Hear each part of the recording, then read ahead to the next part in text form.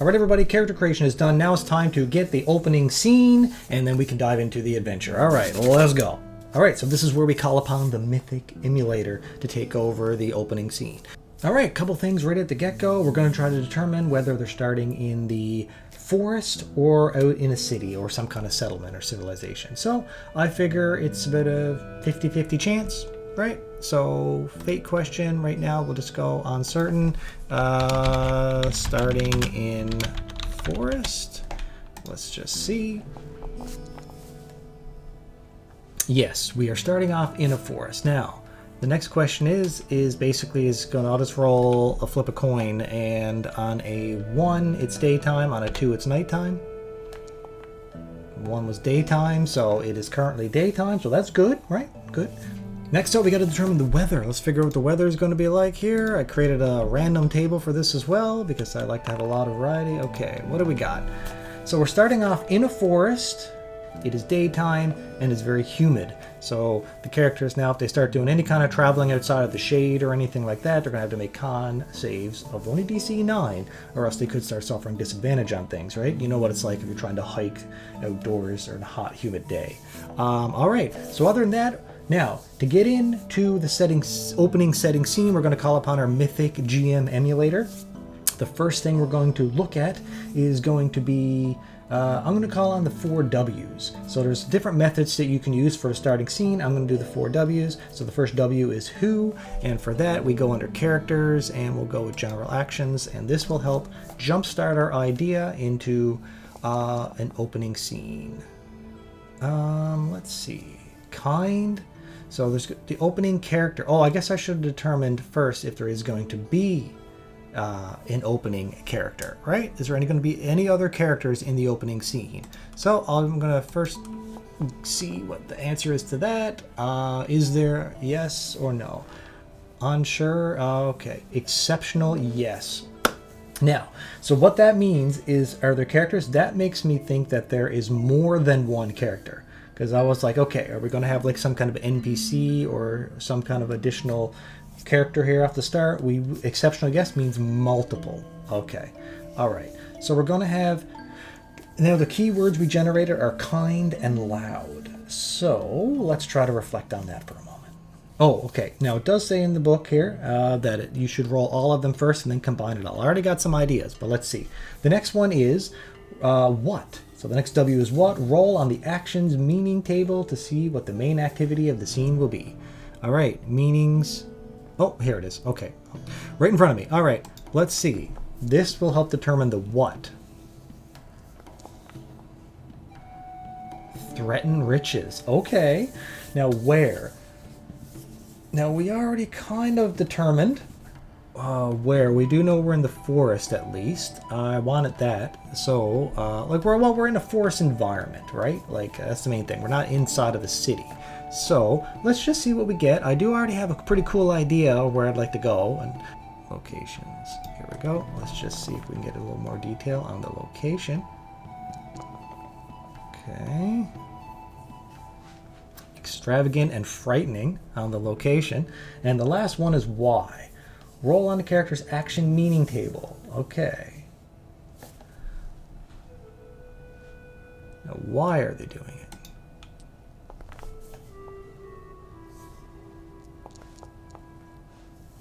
Release intellect. Whew. Okay, it's a lot to brainstorm. Let me write it out and now I'll put it in front of us. All right, everybody, so I compiled it all here and this is what we got. So we know we're outside of a city in a forest-ish area on a hot, humid, sunny day. Now, what's up next? We got who, kind and loud. So I'm picturing that now as a large crowd of people, very loud, but they're all in a good mood for the most part. Now, what is happening is threatening of riches, which I'll get to in a second. The reason is, let me set the scene with where first, is extravagant and frightening. So an extravagant festival is taking place outdoors, just outside of a city, and like a traveling kind of festival. Now, what does a festival have? It has lots of merchants that will show up to try to sell their wares as well, right? And this is where Falman will come in because he is a trader, right? He likes to buy and sell and he's very greedy and this kind of thing. So I was like, okay, now where, but it's also frightening. So the festival is going to be some kind of festival that's like celebrating the dead, you know. I'm gonna call it something like Eternal Embrace Festival or something like that, you know, where it's like a bunch of people get together and they celebrate life and, you know, passing on into an eternity and into an afterlife and this kind of thing. It's just kind of like, yes, and it's also celebrating those who you've loved and lost and died and that kind of thing. So for that reason, they're kind of loud, but frightening, that's where the frightening part just made me trigger, because I'm thinking, okay, well, there might be a lot of like skeleton looking things or like death related imagery around, you know. It's kind of like, I forget what that's called. Isn't there a place down in like near Mexico or something where it's like people wear skeleton masks and they do a festival? That's kind of what triggered me. I forget what that's called, like Day of the Dead or something. I don't know. Either way, you can fill me in on the details on that down below, but that's what I'm getting. So it's a festival surrounded by death, but the people, it's in like in a good way, right? Now, why release intellect? So threaten riches is what, and why release intellect? So I'm picturing now that Falman is there. He has set up with a bunch of his wares that he's selling, a lot of goods and different trinkets and different things that he's gathered over the course of time here, and then you know, he's probably stole a few of them because he likes to steal things. Now, so he has his booth set up, and across from him is another intellectual person, you know, another merchant, an intelligent merchant who likes to try to swindle the crowd as well with his wares. Now, because of this, I'm going to say that Falman is jealous of this other NPC, which we'll determine in a second, who is selling more wares than him. Now, this has triggered him. That's why it's threatening his riches, right? All right, this is what I came up with based on this. So that's going to be our opening scene. So let's find out who that other NPC is over there.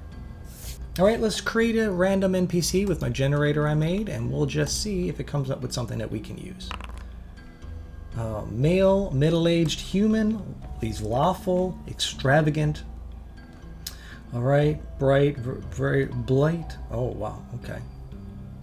Pride and slightly weaker than him, -1 level. Okay, so let's give this male a name since we're here. It is a human. Let's generate a name real quick. What do we got? We got Anvis Whiteworth. Okay, so Anvis is clearly somebody who's a bit of a rival now towards Falman. Let's find out if they have cross paths before. Fate question. Are they rivals in trade? Let's find out if they've been rivals. What do you say? I'm going to say, based on our opening scene, very likely. Let's go. Yes, so they are rivals in trade. So this is a rival. They've met at other festivals, other marketplaces before, and, you know, him and Falmir have had their outs, and it's kind of like a bitter rivalry, and now it's reaching a boiling point, is what I'd like to say is going to happen here with Falman. I gotta get his name right, Falman. Okay, so the Eternity Embrace Festival is happening. There's people all celebrating. The place is loud, bustling, people coming and going, people wearing a lot of elaborate costumes, you know, of the dead, and mostly in the thing of celebration. We have Falman. Now we zoom in on Falman. He's at his booth. His booth has run low on anything of interest, right? His adventures as of late, he hasn't been able to steal or gather things that are selling very well. He looks across the way at his rival, what's his name? Anvis Whiteworth. So he sees Anvis on the other side. Anvis, for whatever reason, he's got a lot of these different wares that he's collected in preparation for this festival. He's selling them off. He's got a big crowd of people gathering around him. He's laughing, being jovial. And now, Falman is oblivious, cold, and larcenous, right? So he's cold. He's usually pretty oblivious to most things, you know, not caring. But this actually gathers his attention because it's his rival. And he's looking across the way, and he's just cold. He's a bitter dwarf. And he looks across the way and sees his rival just doing so much better than him, right? And then Anvis looks back at him with a grin, just a grin enough to trigger him. Falman looks down at Percy and he's like, "Oh, I'm sick and tired of this bastard always showing me up. I'm gonna do something about it." And with that, he is going to make his way over to Anvis's booth. This is where it comes in that he's going to, try to take matters into his own hands. So let's try to figure out the best way that he would do that, right? He does like to steal things, right? We already determined he's a larcenist, so he likes to steal things. Looking over his spells, he doesn't have anything that'll come into play here, right? Mage armor, magic missile, protection from evil, featherfall. So he can't use spells to do this. However, he does have his companion Percy. Now Percy's pretty loyal, right? He's like the sidekick to Feldman. And Percy sees what's going on, and he hurley, is that a word? When he quickly tries to catch up to Feldman. Now, he's going to get involved, so let's see. Let's ask the fate what happens. Does Feldman take this on himself? Is he stubborn enough to take it on himself, or will Percy do it? Alright, does Feldman handle this himself? Let's find out. I'd say it's about a 50-50 chance. He does, so he's not going to rely on the stealthiness of Percy. So, Percy tries to catch up, but Feldman quickly goes through the crowd, makes his way up. Now, the question is, what's he going to do? Is he going to try to just... That's a good question. Let's try to figure out the answer. Is he going to try and steal something of great value from this merchant's table? Or is he going to just try to embarrass him in some way? Let's find out. Those are the two options. So it's going to be one or the other. So the fate question is... to be fair, he's more selfish and more worried about empowering his own riches, right? We determined that. So I'm going to say that if the question is steal something of value, I'm going to say that it is nearly certain that's what he would try to do. So let's see. Yes, okay, so as Feldman's mind is racing as he's making his way through the crowd, the hustle and bustle of people, and he's thinking, okay, what am I going to do? Do I want to embarrass this bastard and get back at him? Or then his mind immediately goes to what it always does. No, his selfish nature and just wanting to gather more wealth and power for himself, he determines, no, I'm going to find the most valuable thing on that table and I'm going to steal it. All right, so... he is obviously going to have to try to stealth up here. Now, he is awful at stealth. Alright, now I'm curious how he's going to go about this. Let's try to figure out if he's going to stealthily try to sneak up and take something from the table, which he's not very good at. Or is he going to try and create a distraction at first, because he's an intelligent guy, so maybe he can think of some kind of way to create a distraction first in order to give him advantage on this, right? Okay, so I would say it's very likely that he will try to create a distraction first rather than just try to stealth up. He knows he's not very agile or stealthy, but, with a good distraction, then maybe. So let's find out. Very likely, yes. The answer is yes. He's going to create a distraction. Now, what kind of distraction would he create? Okay, so at this point, I picture that Feldman is there. He's pondering what he's going to do. He's like, okay, I'm going to make a distraction here and then make my move. So, as he does, Percy, as I mentioned, was following it behind him. Percy follows it behind him. Now, both of these, a hobbit and a dwarf, they're both very short, right? Everybody in the crowd towering over them. And Percy leans in next and says, Feldman, what are you doing? You got that look in your eye. I don't like when you got that look in your eye. And then Feldman replies, I told you I'm going to get revenge on this bastard. The matter is how. I need a distraction. What could I do as a distraction? Oh, I got it. You can be the distraction. Now, Percy's pretty wary, he's pretty wary. But he's just like, I don't know. I don't think that's a good idea. I mean, this is just going to cause more trouble than it's worth, right? I think you're getting in over your head here now. All right, let's just go back the other way. Feldman is like, all right, I'll do it myself then.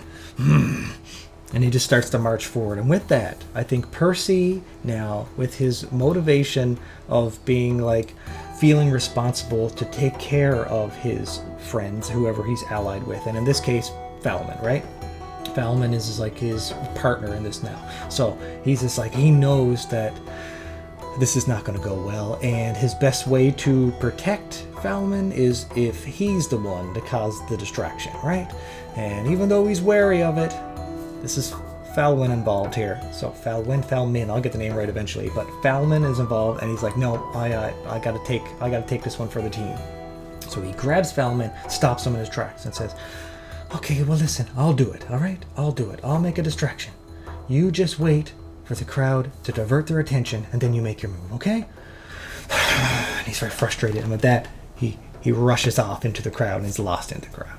I imagine that at this festival, you can expect that there would be some kind of theatrical event going on, so I can just picture a bit of a raised platform, a bit of a play happening, a lot of actors going back and forth, doing some kind of like epic tale of the passing of a former hero, maybe a valiant hero from history, and how he dies and how he passes on and his legend goes on, right? In the whole flavor of this whole death festival. Now with that, I'm thinking Percy is going to make what would be the best way for Percy to cause a distraction with that theater event? I think it would be to just get on stage and ruin it. Yeah, I think that's what he's going to do. So, I think that Percy is going to get on the stage and stumble and act like he's totally intoxicated and he's a drunkard and he's just wandered onto the stage in the middle of this live performance in front of all these people. So for that, we're probably going to need a charisma check. Okay, so we hop over to the system. Let's see how well of a distraction we can do. We will set the DC for this. I feel it's pretty easy. This would be, this is how believable he is as a drunk. That's what we're going to go for. Because no matter what, he's creating a distraction here, right? The people are going to be pissed, interrupting the performance. But let's see how well he can convince. And based on this, his result will determine how well he's doing it. Let's go. So, oh wow. So the way ShadowDark works, if you're not familiar, the DCs go 9, 12, 15, and 18 for easy, normal, hard, and extremely hard. And he just got extremely. So, okay. All right, so Percy putting on an amazing, high-end, like a maximum professional level performance. So he's totally believable by like everyone in the crowd. He gets up, he has a flask in his inventory. So he has a flask of ale, and with that, he's stumbling onto the stage, takes a swig. That's not how it went. That hero didn't die like that. That's bullshit. That's what that is. That's bullshit. This is how he died. And he goes over and he grabs the pretend wooden swords that they use in these kind of plays. And he's like, he wasn't stabbed here. He was stabbed here. And when he does, he like stumbles over the legs of like this fallen knight hero character on the stage. Stumbles there. Now the whole time the crowd is booing. Boo! Get him off the stage. You let the drunk in here. Guards! We got any guards? Security! Just shouts coming through the crowd here. Now, with that kind of performance and being so theatrical with him flopping over stage, it creates a huge distraction. So with that, we hop back to Falman. Now, Falman was waiting nearby, right, in the dense thickness of the crowd of people that are all going around having a good time. And then finally, that's it. He shifts, and the light murmurs that were the complaints of Percy stepping up on this raised platform turn into full-on shouts and roars, and that's it. Such a thing that the music, like this, if there was a band here, there's probably music at a festival, the friggin' band almost skips because it's just like, what's going on here, right? Gets everyone's attention. Now we got Anvis at the booth, and you see him, and he's totally distracted as well now, and the people around him, they're all like, what? And they're all like looking back towards the stage. So now we're going to see if Falman can pickpocket, basically go over and grab something of worth, or maybe multiple things. Let's see. He is a greedy character. Let's let fate determine. Is he going to go for one thing? Okay, we'll say, is he going to go for more than one thing? Fate question. More than one item. I'd say it is... He's so greedy. I'm going to say very likely. Let's go. What do we got? Yes. So he is going to go for more than one item, which means we're going to need multiple checks here. So the massive distraction is enough that Falman, it's going to have to be a dexterity check. And now I am going to give him advantage because of the amazing performance and distraction, right? That 18, that got to count for something. So he only is a -1 to it, but advantage for the first thing that he's trying to attempt to steal. Ooh, 10. 10 is not good. The distraction gave him advantage on the roll, but I feel like no, that's not enough. On the very first attempt of trying to do this, despite the big distraction, I figured at this, for the first one I was going to make it about normal, and then the second one would probably be hard, right? But he didn't even get a normal. He just, so with that's not good. Okay, so let's let fate determine a couple things here. Popping back to Percy real quick. Do guards show up? Does this festival have any form of security or people that are willing to get on that stage? We'll put it in guards, and I'll say, being that there's so many wares and things around, but it is an outdoor festival meant to be fun, I'd say that it's very likely that there's at least some form of security, or if not even security, bruisers in the crowd, right? People who aren't afraid to get up on that stage. So let's see. The answer is, okay, what do we got? An unexpected random event is happening. This is the thing, the system will automatically roll all the different charts for me in advance. So, yes, so there are guards or people that are going to come to get Percy off, to physically get Percy off this stage. Now, where I roll doubles, it rolls as considered an unexpected random event. So, it is PC positive, however, and the theme is cruelty from the outside. Oh, I have an idea for it, but real quick before we do, where this has happened simultaneously, I want to determine, well, Falman failed, which means that he was spotted. So I just want to determine, with the fate question, was it, did his rival spot the theft, right? So was it Falman's rival was one of the people who seen the stealing take place, or was it people in the crowd? I'll say that it's likely that his rival spotted it. No, his rival, even though it was likely, his rival did not spot it. It was people in the crowd.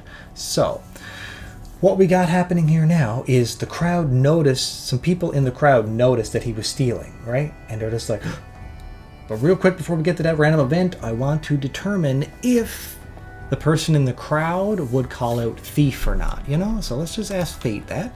I'd say it is very likely. Most citizens are law-abiding citizens, and will they call out thief, you know, and alert everyone that Falman was just caught trying to steal something during the table during the distraction? I'd say it's very likely that the person who spotted, or the group of people that spotted, would say something. So let's just determine that really quick. Yes, they will. Okay, so in this, they shout out, thief, thief! A bunch of random people in the crowd see it, and when they do that, half the attention, or at least not half, but a quarter of the attention over by the booth, they turn back, and there's a group of people that see Falman there, caught red-handed, opening his backpack, trying to go through the wares here now. He didn't get anything. Well, I'll determine in a second if he got anything or not. Let's determine whether he was quick enough to get anything in time. Can there be a dice roll for that? Yeah, we'll do just a general dexterity test. I'll make it normal, DC 12. He was not. Okay. Once he realizes he's caught, he bends and ducks down behind the table. He was not quick to grab anything off the table. I was going to roll on a magic random item or something of a good value there on that table. Well, unfortunately, Falman's not good enough at stealthing here, apparently. But that being said, you got people over here shouting out, pointing to Falman. There's a thief! Thief! Thief! Guards! Guards! And at the same time, you got Percy over here now, putting on the performance of his life. But what happens? So now, we got to go to the unexpected random event that happens here now.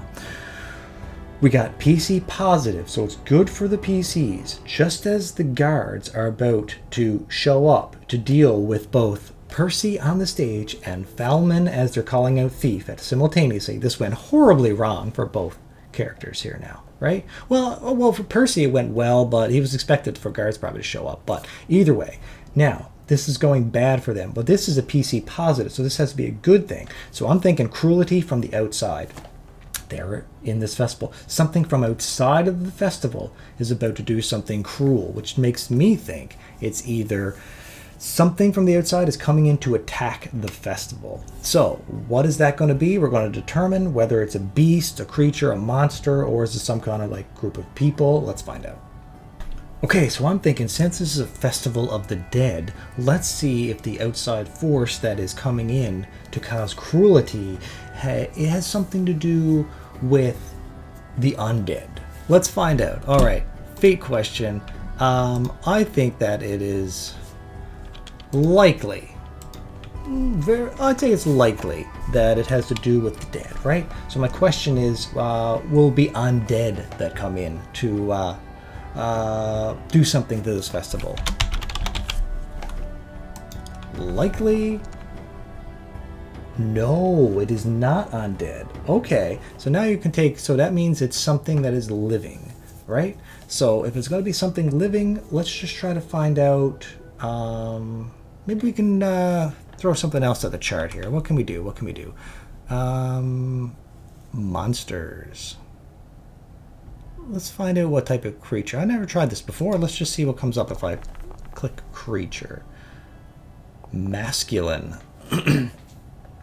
And fire. Whew. Okay, masculine and fire. What could that be? Alright everybody, so this is a bit extreme, but I think I'm going to go with it because what cooler way to open up a fantasy game than with a fire dragon. That's right, a red fire dragon. Masculine, you know, ripping muscles on this dragon. But anyways, it's also like massive, like a massive masculine fire dragon. Adult dragon now. Swoops over this festival, breathing fire down on all of the participants involved, right? Just as it does a strafing flyby, setting all the tents and displays and booths, immediately igniting them on fire. This magical flame breath coming out of the dragon, toasting countless people. Countless people just scream in agony as they're all lit on fire. Now this is a PC positive event, so the reason that's positive is that, well, they don't have to worry about guards anymore. They're about to get apprehended by guards for disrupting the festival and thievery. However, those guards are now lit on fire and screaming for their life. But, so I won't make, because it's PC positive, unexpected event right now. For the first strafing wave, I'm not going to roll for any fire breath towards our two heroes. But, that being said, those bets now are off the table, and let's see where this goes. Alright everybody, so we need to figure out from the GM's point of view, this is why we're going to call upon the emulator here now, to determine what is the motive. Why is this red dragon attacking this festival out of nowhere? Maybe it's not out of nowhere, maybe it was planned. Let's find out. So we're going to go with character motivations. Let's find out what motivates this dragon to do it. Information and riches. Okay, so I like this. There's something that he needs to learn here, but at the same time, riches. There's a lot of different displays on the go, as we already determined, with magical wares, right? Magical items, and who likes magical items more than a red dragon, or dragons in general, for their hoard, right? Come on. So, that's the riches part of it. Now, the information part, what can we do with that? Okay, so I was trying to brainstorm and I think I came up with an idea. Information and riches. Okay, sure, there's riches around that, the dragon will gladly take. The information he's seeking is, I'm thinking that this is a festival that's celebrating eternal life, right? And how to, basically either live forever or how to get the spirit to live forever, that kind of thing. I already mentioned all that. So, I'm thinking that this dragon now knows that there is a special relic in here, which is supposed to basically assist people with prolonging their life. I'm gonna say that it was it was meant to be on display, and you know, spoken about as probably heavily guarded. No doubt, some kind of item like that would essentially, I'd say it's a tomb, a book with knowledge, right? Let's just find out. Let's just quickly hop over and find out whether it's... No, you know what? I'm going to go with what's expected, and I like this idea. I'm going to say that there's literally a book, a tomb, like a big, thick, hefty book with knowledge on eternal life here. Now, that is the information that the dragon is seeking. And it's heavily guarded. It was meant to be, it's carried by probably the person running the event. And, you know, that person's probably heavily guarded, as I mentioned. And that is what the dragon is after. Okay, there's madness, there's chaos, there's people screaming for their life. And we got our two heroes. Well, heroes. They're not heroes at all. Falman and Percy. So they're now in a mad scrabble. Percy falls off the stage. Falman gets up from behind, you know, looks around like startled enough that he was caught. But now when he just looks up at the just horrific onslaught in front of him, right? Burned bodies, screaming panic and chaos. The red dragon swoops overhead and is turning and making its way back. Now, we got Percy and Falman. They know that they are way out of their league against an adult dragon.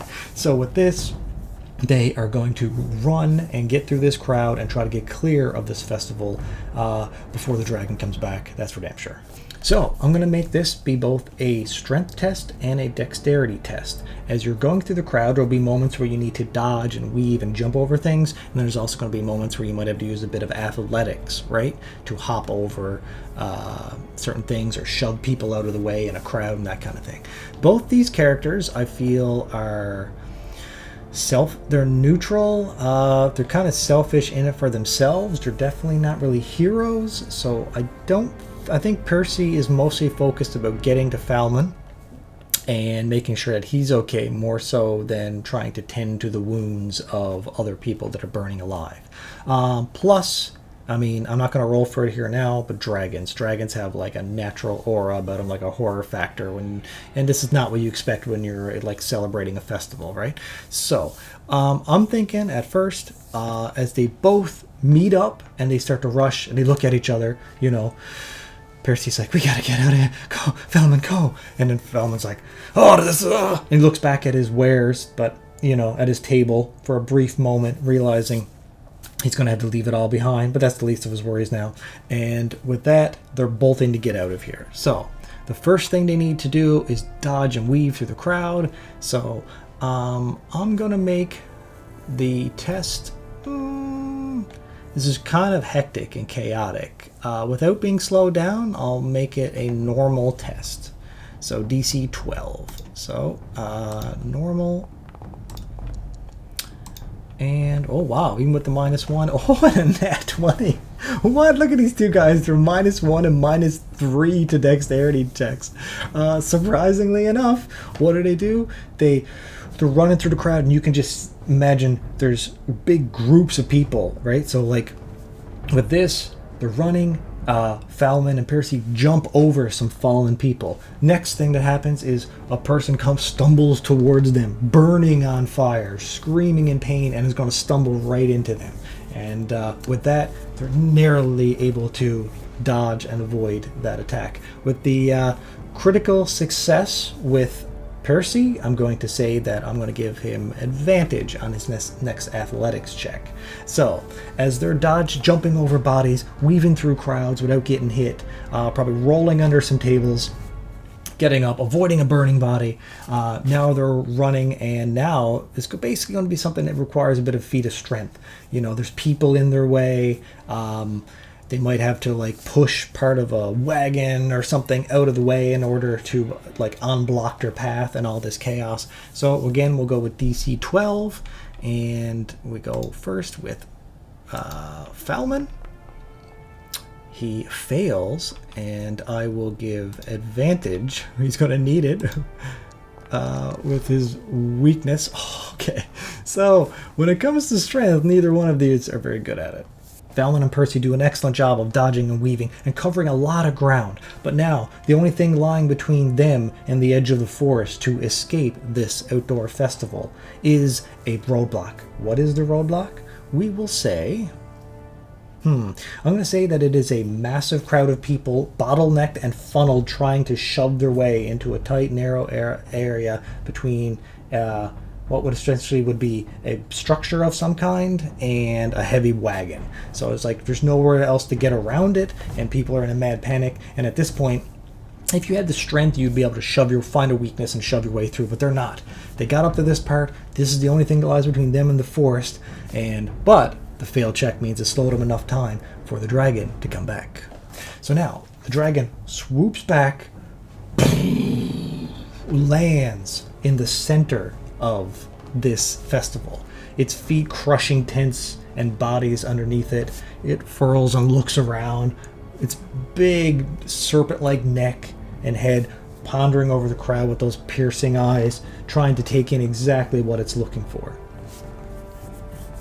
Question is, does it find it? Let's find out. Does it find the book? That is the question. I'm going to say, was the book here? I'm going to say, yeah, pretty 50-50 chance whether the book is there. All right, let's see. Is the book here? Yes, so the book is here. The red dragon, again, piercing over the crowd, and then it spots a chest. Its eyes flare up, and it looks down at this chest, which is being carried away by two men in robes and death-like masks, and they're trying to rush away with this chest, clearly trying to get clear of the chaos. And with that, he notices also that it's a little bit more heavily guarded. There's probably, we'll find out, but several other guards that are with it, including, I'm going to say, an important NPC of some kind, right? The one that's overseeing all of this, right? The one who knows what's in that book, and, we'll get more on that particular important NPC in a moment. Why wait for a moment? Let's generate it now. Let's figure it out now. All right, so we know that the character is going to be some form of, I'm thinking it's got to be some kind of necromancer or a warlock, like something to do with either making a pact that can give you some kind of immortality, or a necromancer. So I'm going to ask the fate question that, necromancer? Is it a necromancer? And if it's not going to be a necromancer, it's going to be a warlock. So we'll leave it up to a 50-50 chance. Let's see what happens. The answer is no, so it is a warlock. Well, crap, I had to pause for a brief moment to help my wife with something, and I came back and I started up again, and I forgot to hit record, so forgive me. But what we determined here is I wanted to determine the importance of this warlock character. And what do we got? A male who's middle-aged, human, chaotic alignment, good, standard wealth. They're a crook, so, they're all right, they're a crook. They like to review lies. I like this because that can represent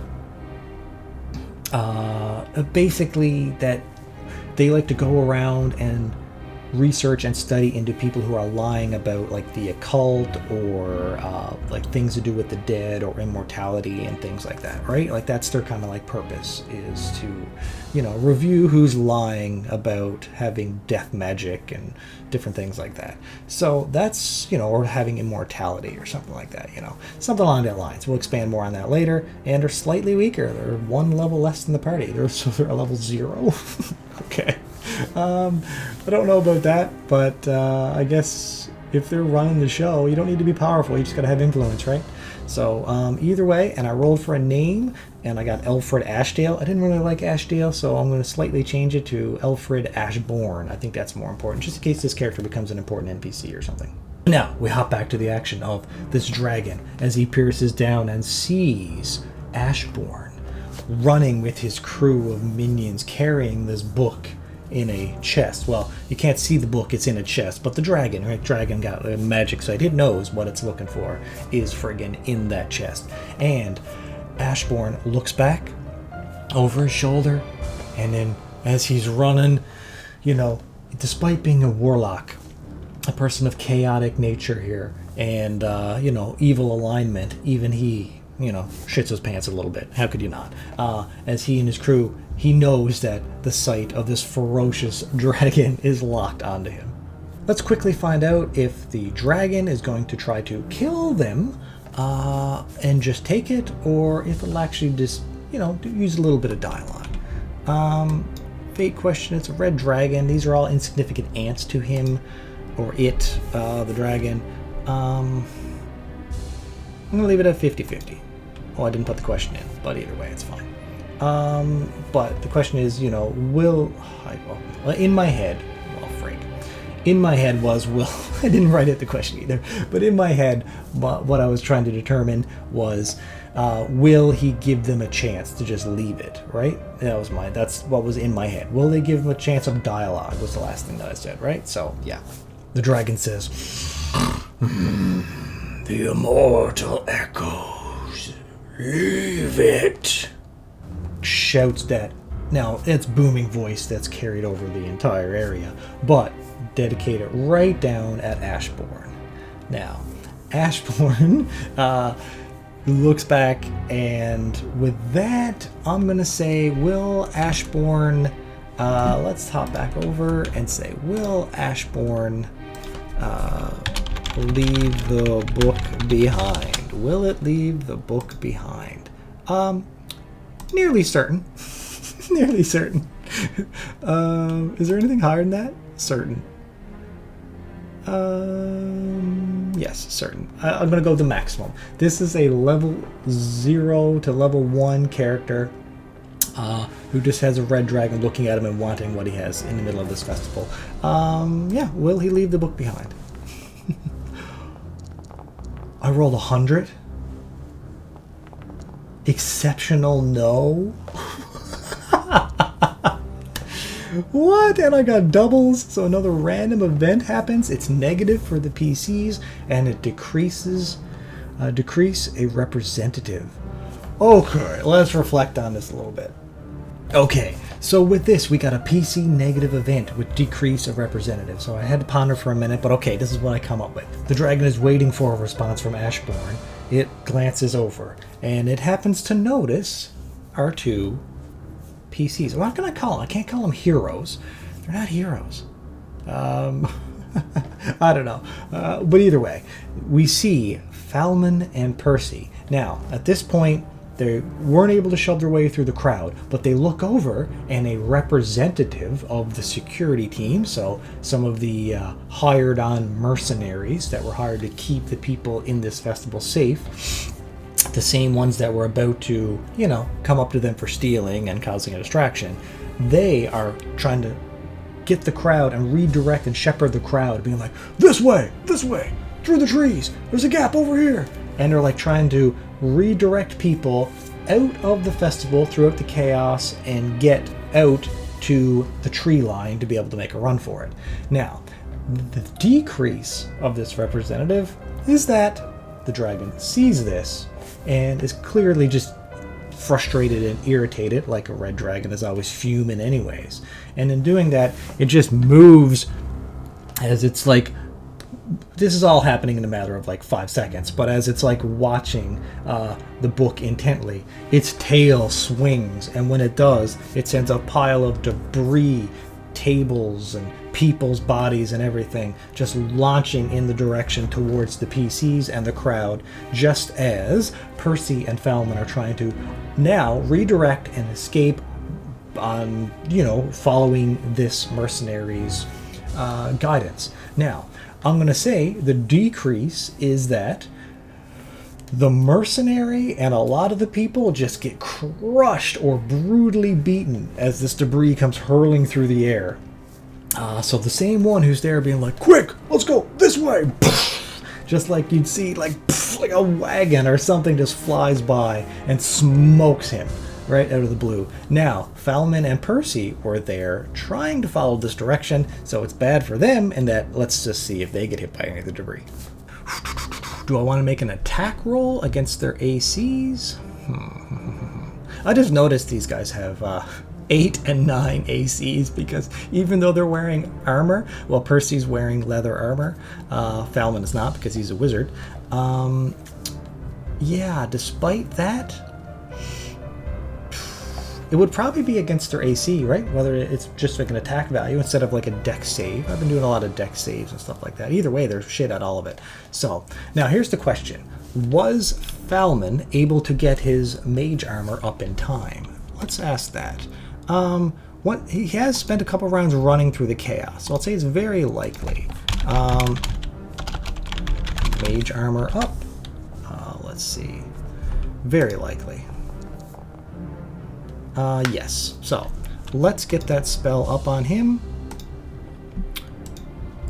Mage armor. Normal check for him. Let's see what happens. Okay. So, the DC in this, for those who are unaware, you need to hit, it's 10 plus the level of the spell. This is a level 1 spell, so the DC was just 11, as you can see over here, and he successfully gets it. So, an invisible layer of magical force protects his vitals. The armor class becomes 14, 18 if it was a critical. Alright, and who can he target that on? Nope, so I just looked. Mage armor can only be cast on yourself. So, we're going to do attack rolls here now. So, starting with... yeah, okay. So, starting with against Falman. We will do an attack. I'm going to say that since this is like not a direct attack, he's just randomly swinging his tail, I'll just make it a straight D20. Just whatever the die hits. No pluses to hit or anything, because it's literally just random. So, this will be the attack against Falman. That is a 10. That does not beat his armor. That would have beat the armor if he did not have the mage armor up. So, and let's just quickly get a result from the debris that's going towards Percy. Does Percy have anything? He has nothing he can do. No talents or nothing. Nope. Okay, so let's just roll. Oh, and that's a hit. Okay. Now, let's determine, I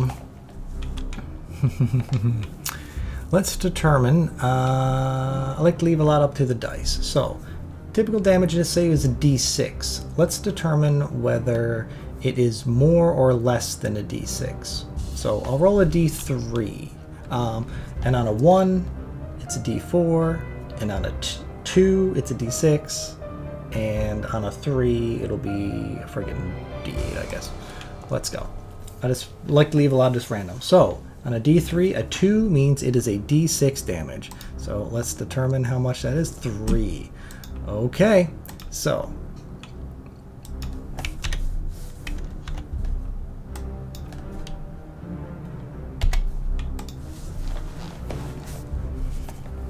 Alright, so he's down 5 out of his 8 hit points. Whew.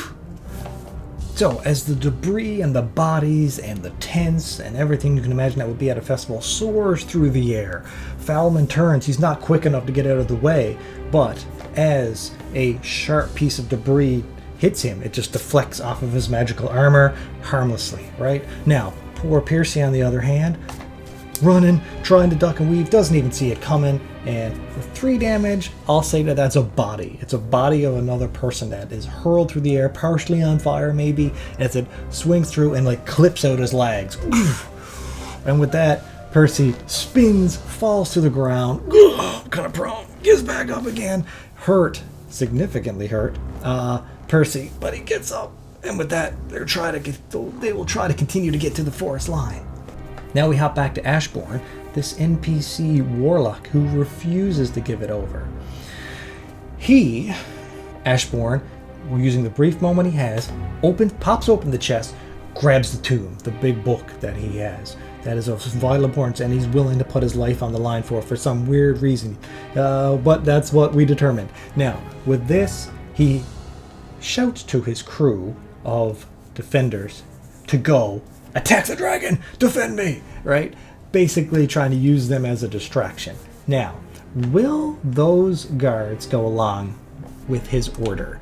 They're pretty fanatical, being that they're a warlock, and So they're kind of like paid for them, and I'm going to say, well, first off, let's determine. Are they like loyal? So are they fiercely loyal to him? Or are they mercenaries? I'm not sure. I'm going to leave it at 50-50. Let's see. Are they loyal to him? First off, like their level of loyalty is really good. Okay, so yes, they're loyal to him through some means more than just money, right? Maybe it's through a pact with him. Maybe it's through a religion that they're following. More we'll get into later. But that being said, oh, I didn't show it. I didn't show the dice roll. I apologize. I'm still on the full screen mode here. All right, but as you can see, are they loyal? I rolled yes. So the next question we need to ask is, are they brave enough to do it? Are they loyal enough to do it? So they're loyal, but maybe I could have asked this all in one question, you know, and then set the difficulty instead of doing two questions. This is what I should have did. But this is now, will they charge into a dragon head on? I would say, since they're normally I would do impossible or nearly impossible, but I'm going to say very unlikely now. Do they charge the dragon? And basically attack the dragon. Very unlikely, but let's see. No, they do not. Okay, so if they're not going to do that, then that leaves us with the option of they're loyal, but they're not going to follow his order enough to attack a dragon. You see that some of these cultists, or whatever they are, that are loyal to Ashbourne, they're like, they're just saying, "Are you mad? No, let's get out of here. Let's go." And they all kind of, instead of doing that, they huddle around. They're going to try to escort Ashbourne out of here safely. So, can that group of the Warlock and his crew, who just disobeyed his order, can they stealthily make their way out of here, or will they get caught? So let's. I could roll their stats and stuff, because you can use the system whenever you want. I'm going to let's hop back over here and let's roll. Well, let's find first off the dragon. Okay, this is going to be an opposed check. We're going to roll a d20 for the Warlock crew. Well, technically, how dexterous are they? I don't know yet, but I haven't generated their stats. But I'm going to say that I'll give them a straight roll, just a flat roll. So there, we'll just roll a d20. 8. Okay. So their stealthing ability in this crowd, oh, they do have the benefit of it's just chaos and panic. So I should give them advantage, I feel. Right? Yeah, we'll give them advantage. So I should roll twice. Okay, now we're talking. Because when you think of it, like, you're a massive dragon peering down at a festival. People, chaos, running, fires are now like burning and that kind of thing. Now, the dragon isn't trying to keep an eye on this group. Now, he just took off with the book and he's like diving through tents and just underneath canopies and going through like the theater area or whatever he needs to do to avoid it. So, I'm going to primarily, what I'll do is say the initial crew only has 8 for like the bodyguards, but 18 will be the leader with the book. So he's doing an excellent job. Now, the fire dragon's perception wisdom score is +4. Which is insanely high, but so it should be if you are a dragon. They're highly perceptive. So let's see if he can beat DC 18 to spot him running away with the book. Oh, for sure. Okay. Okay. So, now, the thing with this is I'm trying to determine what is happening with the... Let's switch over here. I'm trying to determine what is happening with the book. And I'm... at the same time as the heroes, right? So I'm trying to make it not just about the heroes. I need to know what determines with this book is an important factor. So I will say that, let's just quickly determine if there are, we'll ask a fate question. All right, let's find out if there's going to be more harm to our PCs before they escape. I will say that it is likely. Let's go and see. No. Okay. So even with it being likely, now that they get up from the ground after being, poor Percy being smashed by that flaming body, Falman helps him up off the ground. All right, we gotta get out of here. Go, go, go. This way. What a guy said. And with that, they pushed under a canopy and they're bursting and running for the tree line. So as Falman and Percy now bolt and they're running towards the tree line just to try to lose themselves in the forest, they look back over their shoulder. What do they see? They see this great red dragon now. Its eyes scan over to see them escaping along with all the other chaos around the people fleeing and scattering in all different directions, and then it looks and it finds its target. There you are, as it clearly is piercing down at Ashbourne. Now with that said, Falman and Percy, they run into the tree canopy, nothing else hindering them from this scene. They don't know the outcome of what happened with the dragon and the immortal Echo's tomb that he was sought after, right? So what fate awaits these two as they rush into the forest? And what will come of this dragon seeking a book of immortality? We'll find out soon, right? All right, now we got a bit of bookkeeping to do here at the end of the session. So for those not familiar with the Mythic system, they create threads. So the threads that we have to work with, as we can see here, let's create a character list thread. What are the characters that came up of importance during this session? So our 3 NPCs on our list now: Anvis Whiteworth, the rival merchant; Elfred Ashbourne, the warlock; and the red dragon. I'm not giving the red dragon a name yet because it hasn't come up in game, and if they ever can carry on a conversation with that red dragon, well, then they can figure out what its name is. We'll just keep it at red dragon for now. Now, the other thing to determine over here is the thread list. So the threads are basically important plot points that come up during the adventure that you might want to call upon again. So what do we got? We got the immortal Echo tomb. That is important because here's why that's important. Falman, he's so selfish and he just wants to have everything for himself, right? Like he hears about this book now of immortality, right? He is obsessed with himself, his riches, and his influence and power and that kind of thing, like any wizard would be, that's just looking out for themselves. And what wizard would pass up the opportunity to get his hands on a book of immortality? Am I right? You're right. So that book is an important thread within the story so far. So is there anything else other than that worth putting on a thread that we would like to have the story follow? Do we want it to follow more of the rivalry between him and the merchant? I don't think that's overly interesting. Do you? Like just the rivalry of selling wares at this point? No. With something more epic like this going on? No. I think at this point we just have one main thread that our characters would be interested in following. Like this is basically their quest log of things that they would be interested in. Finding out more about the immortal Echo tomb. I feel that is now what they're interested in. Sure, they're scared, petrified, way out of their league with the dragon here, but it's clear that cult, since they were low level equal to their level, whether they're a cult or not, well, the warlock and his crew, I don't know if they're a cult yet, but so we will determine who they are.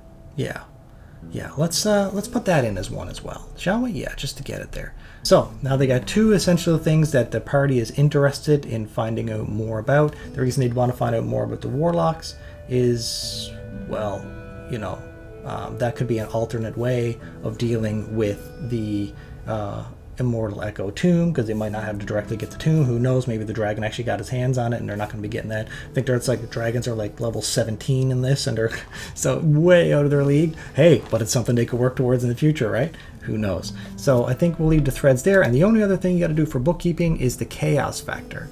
So now we need to determine the chaos factor, and how that works. We need to ask that whole last scene that we just went through with the festival and the dragon, the whole festival scene. Were the players in control of that scene? Was Falman and Percy, did they feel like they were in control of it? The answer is absolutely no. At no point were they in control of that. It just totally went bad for them the whole time. So because of that, the chaos factor goes up. Alright everybody, the next episode will be here on the screen if it's available at this time. Otherwise, if you enjoyed it, be sure to hit the like button, comment down below, let me know your thoughts on the adventure, share this with your friends if you want to help this channel grow, and as always, stay in the light.